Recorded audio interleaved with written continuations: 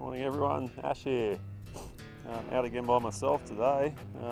Danny's sick this time unfortunately, so she's having a bad run of things. She's not at work I guess. Just come back early this morning, it's about 7 o'clock, to this site I showed you briefly at the end of the last video. Turns out it's on the same person's property, so no issues with permission. And yeah, you can see how little sort of remains of it. On the ground, I mean, there's some odd formations of rocks. Looks like they surrounded gardens with them or something. You can see there's a couple of fig trees over here, one there, and these couple of odd trees here. I'm not sure exactly what they are. Possibly some kind of fruit. So my first big find today, I guess, big as in physically big, is a clock frame. There you go, massive signal from that. It's a big heavy object, so there you go. It's a good sign. There's definitely been people living here. Next one's a nice old button, suspended brand. Quite good condition on that actually. So that's not bad. There's definitely been something in this central area here. You can see that pile of rocks there. I think that was probably the foundation of the house, of the chimney. And this presumably was the front yard. Faces down to the creek, which is down over the fence there. So sites like these, we pretty much dig any non-ferrous target, especially on the first visit. It's a good way to get a good spread of the finds and get some idea of the age of the place.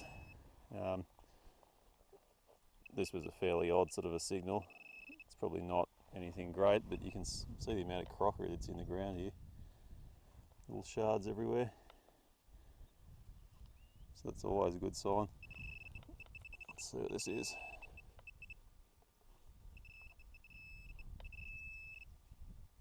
Huh, well there you go. That's pretty cool. I won't try and get the dirt off that, but you can see it's some sort of a cubic pattern. Looks like a brooch. There's a pin or something on the back there. That's really cool. There you go, it's a second piece of jewellery. I got that other pin or brooch or whatever you'd call it. That's really interesting. So I've just come over the other side of the fence here, just around this mound that I was at the other day, and picked up another button here. Quite a nice one. Seems to have something written on it. Oh, it's this double ring edge or something like that. I've got a signal here. It's very iffy, and dug down. There's tons of pottery, pinpointed tons and tons of nails, and came across a shilling in the edge of the hole, and I've wanged it up very lightly, mind you, but that's annoying. I think I should be able to get those marks out. They're very fine. So that's lucky, because that's a pretty nice coin. That's 1874. 1874 shilling. In pretty good condition. There's not a lot of wear on that. Bit of corrosion. Actually looks like it could have been in a fire. But that's awesome. Well, there you go. I did not expect that here, as is evident from the marks on the coin. Should have been more careful. Just did a quick field clean on this coin, mainly because I wanted to see the extent of my damage, but it's not too bad actually. Still frustrating, but you can see that's a really nice shilling. You've got to love the silvers. They come out of the ground in really good nick most of the time. 1874. Given the state of the rest of the finds in terms of quality, they didn't appear to be wealthy people. They would have been pretty annoyed to lose this, I would say.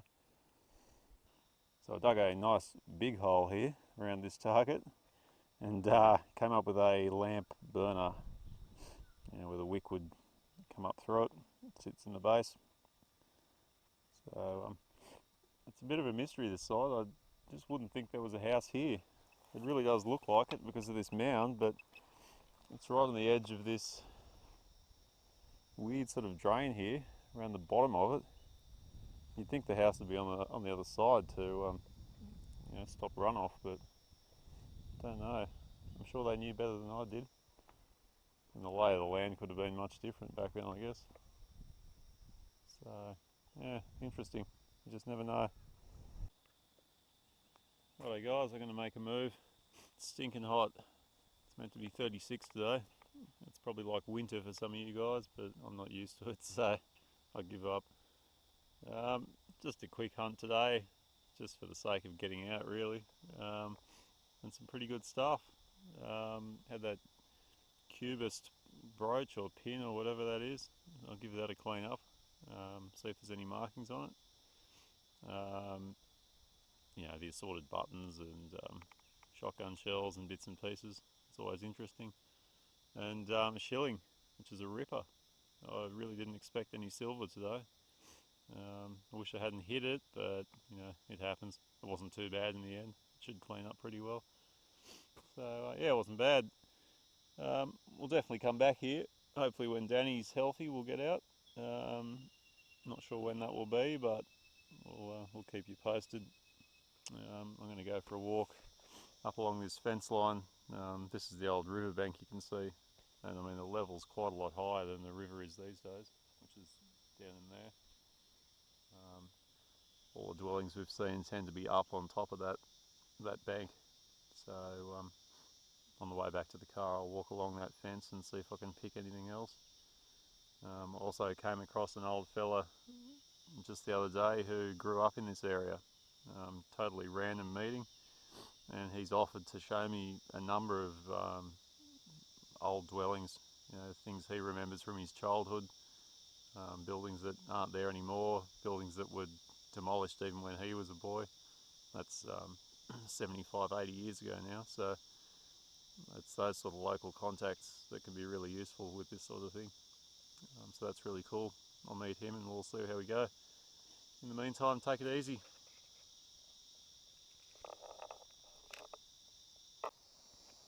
Morning all. Ash here again, and Danny's back in the land of the living. So that's cool. We're back in this area I was at yesterday. This will probably go on the end of the same video, so sorry about all the chopping and changing of days and back and forth, but I got that shilling here yesterday and a few buttons and a bit of a pin, some sort of cubist thing. Yeah, so we'll just have a bit more of a go around here and see what we come up with. We'll bring you in soon. Right, so very first target for both of us, buttons. I've got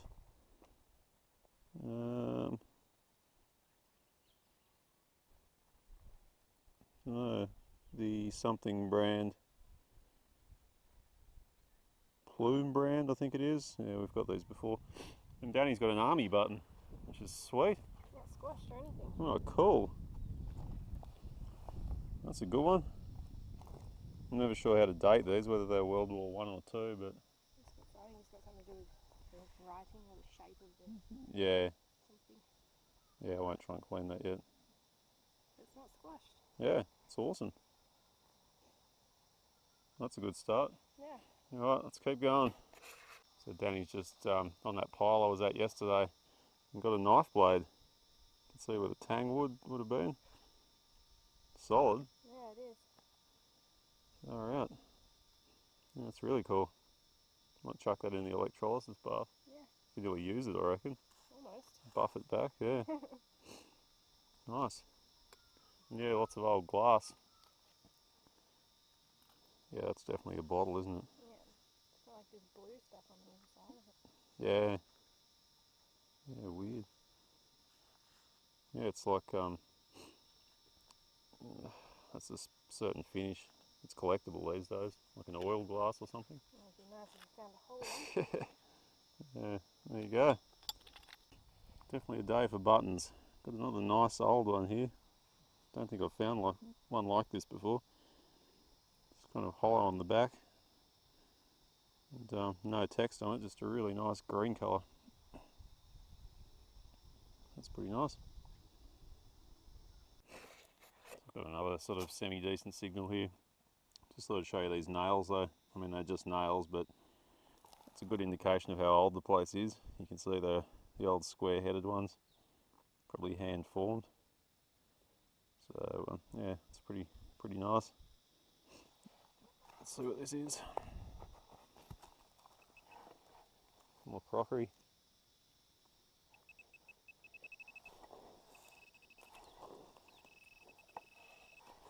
Could well be sheet metal, this one. It was one of these sort of strange signals.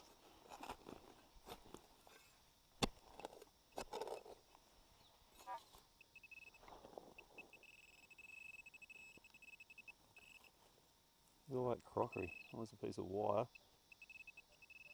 You can see what a difficult site this is, just because of all this. But all this crockery here, it's pretty interesting. Nice piece there.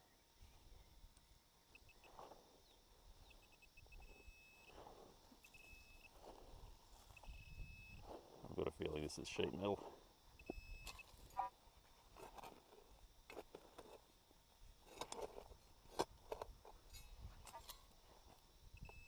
I know, it's another reed.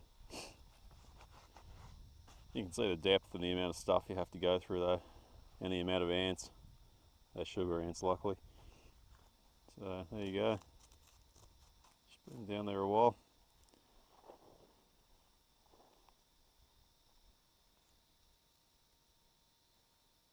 Very cool. Just come over here away from that pile, mainly because this is the shady area. It's really hot again. And got a little button. It's off a pocket or something like that. Our own make. So that's not bad. Danny's on to, surprise, surprise, a button. We're still in the shade at the moment. It's definitely on the outskirts of this site, but it's nice and cool. Oh, yeah, that's a flat one. Yeah, a bit of a different style. Yeah, we'll give that a clean later and see. There's definitely some writing there. There you go. Yet another button, and yet another brand. Improved. Something around the bottom too, but yeah, never found one of those before.